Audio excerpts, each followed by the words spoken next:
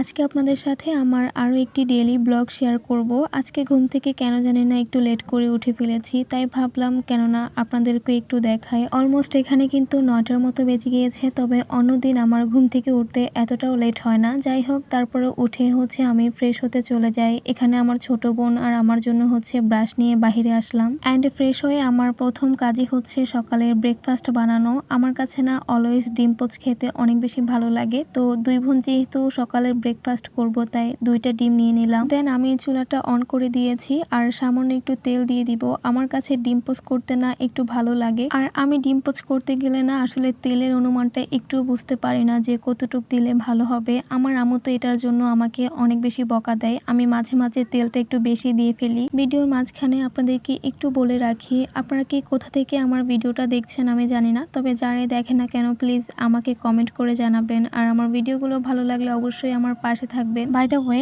আমার কিন্তু ডিম পোচ করা হয়ে গিয়েছে, 2টাই করে নিয়েছি। আর আজকে সকালের ব্রেকফাস্টের জন্য এটাই আমাদের জন্য এনাফ। অ্যান্ড সকালের ব্রেকফাস্টের পর আমার আম্মু দুপুরে রান্না বান্না করছিল। তারপর থেকে আমার কোনো ভিডিও নেওয়া হয়নি, একেবারে দুপুরে চলে আসলাম। আর আজকে এই মাছটা রান্না করা হচ্ছে, যদিও এটা আমার একদমই পছন্দ না। আপনারা কে কে এই মাছটা খেয়েছেন আমাকে অবশ্যই কমেন্ট করে জানাবেন। দেন তারপর এক চুলায় আমার আম্মু ওই মাছটা রান্না করছে, আর অন্য চুলায় এখানে পাঙ্গাস মাছটাকে আমি ফ্রাই করে নিচ্ছিলাম। সত্যি বলতে মাছের মধ্যে যদি বলেন আমার সবচাইতে অপছন্দনীয় মাছ কোনটা, তাহলে এই পাঙ্গাস মাছ। আমি এটা ছোটবেলা থেকে একদম অপছন্দ করি, কেন জানি না। অনেকে এটা অনেক মজা করে খায়, আবার অনেকে কিন্তু এটা খেতেও চায় না। তবে মাঝে মাঝে আমার আম্মু কিন্তু এই মাছটাকে অনেক ভালো করে ফ্রাই করে দেন ভুনা করে ফেলে, আর এটা খেতে কিন্তু অনেক বেশি ভালো লাগে। আমি মাঝে মাঝে কিন্তু একটু খেয়ে ট্রাই করি। আর আমাদের রান্নাটা কিন্তু প্রতিদিন খুবই সহজে হয়ে যায়, কারণ আমরা ইলেকট্রিক চুলা প্লাস গ্যাসের চুলা 2টাই ইউজ করি, আর এজন্যই মেনলি তাড়াতাড়ি রান্নাটা হয়ে যায়। আর এই চুলায়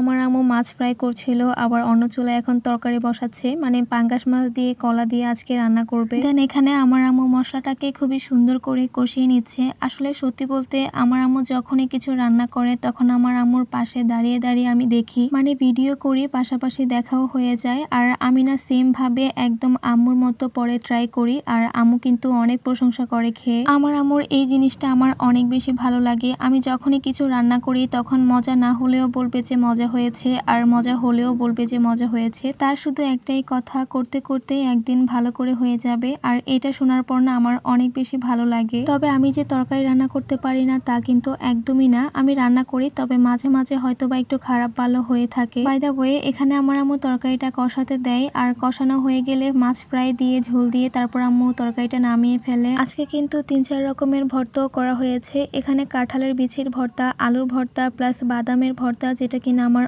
অনেক বেশি পছন্দের। দেন তার সাথে কিন্তু কাঁচামরিচের ভর্তাও করা হয়েছে। তো এই ছিল আমার আজকের ডেইলি ব্লগ। কেমন লাগলো অবশ্যই জানাবেন। তো দেখা হয়ে যাবে অন্য কোনো ডেইলি ব্লগে। সবাই ভালো থাকবেন, সবাইকে আল্লাহ হাফেজ।